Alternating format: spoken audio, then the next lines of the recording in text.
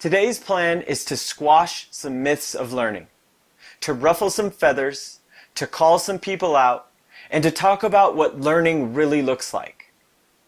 These next few minutes are hugely important for anybody that's trying to get better at anything. It's hugely important for coaches, for teachers, for parents, for students, for athletes. In other words, this is hugely important for you. Let's do this.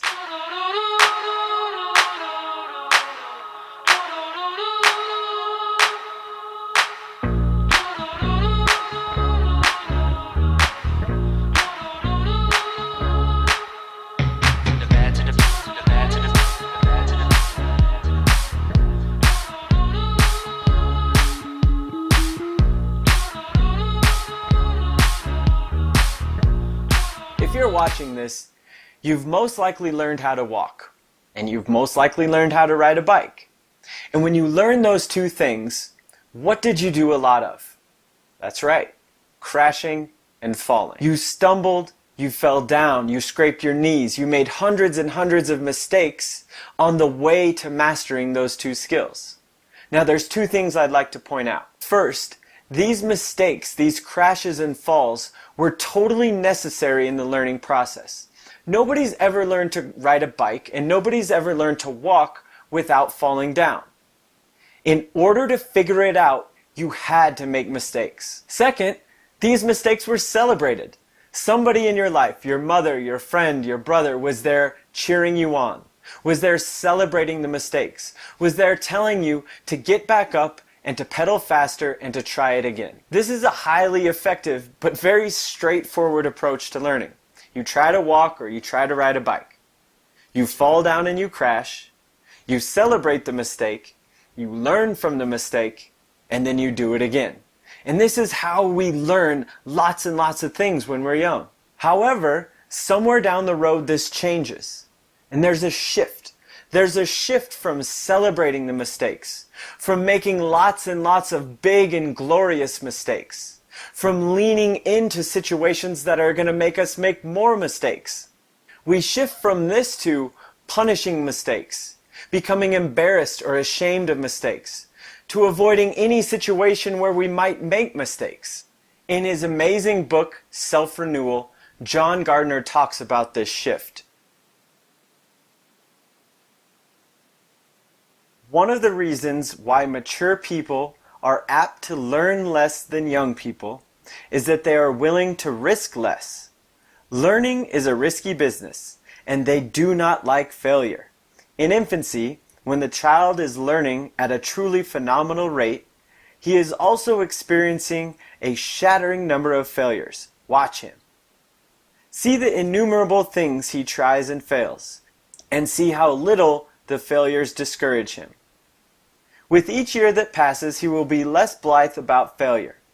By adolescence, the willingness of young people to risk failure has diminished greatly. And all too often, parents push them further along the road by instilling fear, by punishing failure, or by making success seem too precious. By middle age, most of us carry in our heads a tremendous catalog of things we have no intention of trying again because we tried them once and failed, or tried them once and did less than our self-esteem demanded. According to Gardner and lots of great research on growth mindset, this shift from wanting to learn and wanting to grow and wanting to get better to worrying about how we look, wanting to fit in and wanting to be perfect puts a huge damper on our abilities to learn and grow. But where does this fear of failure and desire to look good come from? There are two sources that are the driving force behind this shift. First, there's some external forces at play. How we're praised, what's rewarded, what's punished at school and in sports and at home. In a really important study, Carol Dweck and her colleagues actually discovered some amazing insights about feedback. So they gave hundreds of students a really easy test. And after the test, half of the students were praised for their abilities. So they said, "Wow, you're so smart at this." Now the other half was praised for their effort or the process. And they said, "Wow, you must have worked really hard at this." After this one sentence of feedback, some interesting things started to happen. First, they presented all of the students with a choice for their next test. They could either take a harder version or they could take another easy version of the test. Now, I think we'd all agree that the harder option would be a better opportunity to learn and grow. However, the crazy thing was 67% of the group that was praised for their abilities chose to take the easier test, while 92% of the group that was praised for their effort chose to take the harder version. Now this is no joke. This is like black and white, night and day. Now let's unpack this a bit. Why do you think that nearly 70% of the abilities group took the easy way out? You got it. Because they wanted to look smart again. The progression goes, student takes the test, student gets praised for being smart, student wants to look smart again, and their main focus shifts to how they look. Of course 67% of them are going to take the easy test. They want to look good. On the other side, 92% of the effort group took the hard one, because instead of worrying about how they look, they were focused on putting in effort and taking on the challenge. The next part of the study is even more compelling. This time, they gave all of the students a hard test. And during this challenge, Dweck noticed that the group that was praised for their abilities quickly got frustrated and had a tendency to give up early, while the effort group actually enjoyed the challenge and worked harder and longer. Which group do you think got more from this opportunity? The effort group did. No doubt about it. This is key. Both groups were presented with the exact same challenge and opportunity to grow. One group missed out because of the type of praise that they received, the praise that shifted their focus to how they look. The other group took advantage of the opportunity and got way more out of it because instead of worrying about how they look, they were focused on putting in effort and taking on a challenge. And it all goes back to this shift in focus. So quick recap.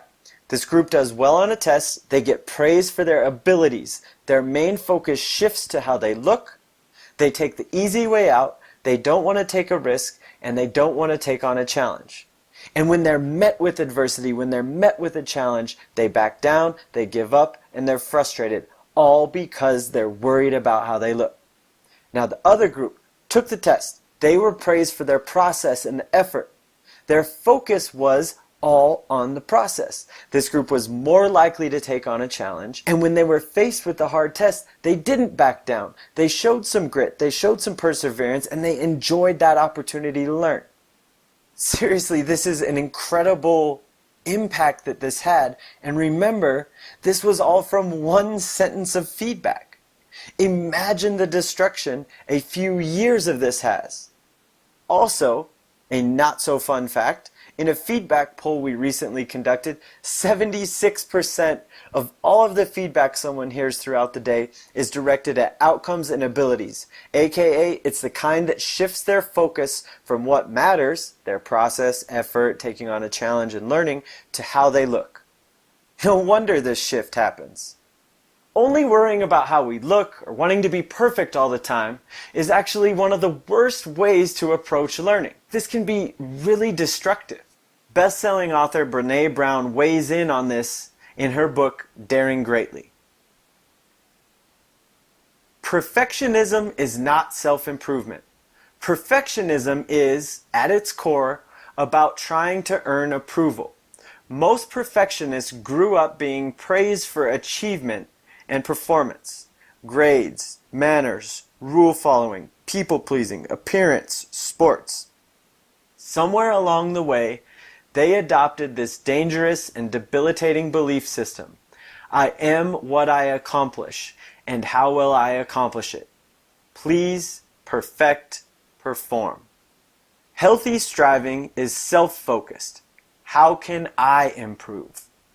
Perfectionism is other-focused. What will they think? Perfectionism is a hustle. As we grow older and hear about all of the things that we can and can't do, as we're rewarded for being perfect, as we're punished for making mistakes, as 75% of the feedback we hear is the destructive kind that pushes us farther down that road, this shift happens, and we abandon our childlike, our mistake-filled approach to learning. This second driver of the shift is actually happening right inside of your head. Meet your lizard brain. I'm going to give you the quick breakdown.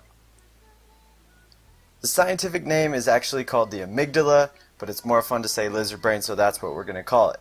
It lives right by your brainstem, and it's the size of about 2 almonds. It's like the OG part of the brain. It's the part of the brain that we share with wild animals. Obviously, we've evolved quite a bit, and we've built this human brain on top of it, but the amygdala is the same and thinks the same as a wild animal. It is hot-wired to seek safety, and it is hot-wired to help us survive. It is the source of fear. So like if we were at a baseball game and a bat was flying at your head, you would duck because of your amygdala. It's also the reason that you jumped in your seat when there was a screaming goat on the screen. The lizard brain is why we get nervous, and it's why we freak out. Some of its likes include comfort zones, doing things that you will be good at, fitting in, the zoo, easy things, safe things, and especially looking good.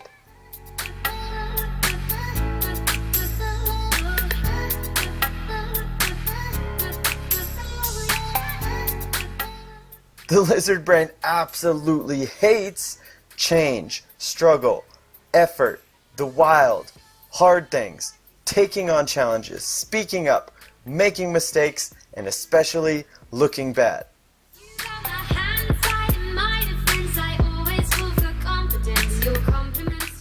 Now this comes in handy if our life is in danger, but the problem is when it comes to learning, all of the things that the lizard hates are the things that help us learn and grow. So you have this lizard at the wheel that sits deep in your brain, and it does whatever it can do to stop you. It's the voice in your head telling you to slow down, that you aren't ready, to play it safe, and to start tomorrow. It's why we hate speaking up. It's why we hate getting called on, and it's why we hate asking for help. It's also the reason I've been on Reddit for the past hour instead of animating this video. It's clear that the lizard is kind of the worst when it comes to learning, and it's obvious that it's a huge source of this shift that we've been talking about. The big problem here is it's not going anywhere. You cannot kill the lizard brain. You cannot conquer the lizard brain. You cannot pull the, oh, it's not you, it's me on the lizard brain. You cannot bargain with the lizard brain by telling it to settle down or to not worry. When we do these things, it just gets stronger. But what we can do is we can learn to run with it. The best marathon runners don't learn how to not get tired. They just learn how to deal with it and how to get better at running with it. The lizard brain is the same, and the best learners and the best performers have just figured out how to run with it and dance with that fear and resistance. Another cool thing you can do with the lizard brain is to use it as a compass and do the opposite of what it tells you to do. So when the lizard freaks out, it's just a sign that you are in the right place, that you're doing something hard, that you're doing something outside of your comfort zone, that you are right where you need to be. The more it matters and the more you need it, the more the lizard freaks out, so the more fear you feel. Now the key is to see that the fear tells us what we need to do. When you're in a challenge and it starts to get hard and it starts to get ugly and you start to make mistakes, are you approaching that situation as a learner or as a lizard? A learner realizes that every situation, the good, the bad, the hard, the easy, is an opportunity to grow. She sees a challenge as a precious opportunity to stretch, to fail, to stumble, and to learn. She leans into the challenge. She jumps into the challenge with her head up, looking for the lessons, and with this approach, she learns. A lizard will miss out on these opportunities because he's worried about how he looks. He's worried about being judged. He's worried about the critics. He's worried about making mistakes. He's worried about being perfect. He holds back. He has excuses. He'll give up. Sometimes he avoids the challenge altogether. The key thing I want you to understand here is that learning is one of the most important skills that you can have. But in order to be good at it, you have to understand how it works. That the mistakes and the ugliness are totally necessary in the learning process. We have to fall, we have to crash, we have to stumble, we have to fail. We have to embrace those mistakes and we have to get back up, learn from them, and try again. That is how we're built to learn. Forbes writer Erica Anderson expands on this idea. When you're really learning, acquiring new skills or understanding, behaving, and operating in new ways, you're going to be a novice. That means you're not going to be an expert, and you won't have all of the answers. You'll make mistakes and have to ask dumb questions, and you'll have ideas that you think are genius that will turn out not to work at all. And becoming comfortable in that situation, staying curious and open and continuing to explore and improve, that's the essence of real learning. Hi, my name is Seth Godin. I'm the author of 17 bestsellers. I've started a bunch of companies. I write a blog, but mostly I fail. I fail often, and I fail with relish because I understand that when I do something that might not work, I'm doing my best work. The people who are good at learning say, I like the feeling of not knowing yet. The same way the people who are good at skiing say, I like the feeling of being just a little bit out of control. That's how you get good at skiing, and that's how you get good at math. The difficulty comes from the fact that if you are not open to living with the tension of being stupid, you can't possibly learn it. I call it thirstiness. That if you are thirsty, it means that you are willing to feel stupid. You are willing to try. You are willing to expose yourself to the unknown in order to sate what your desires are to get to the next level.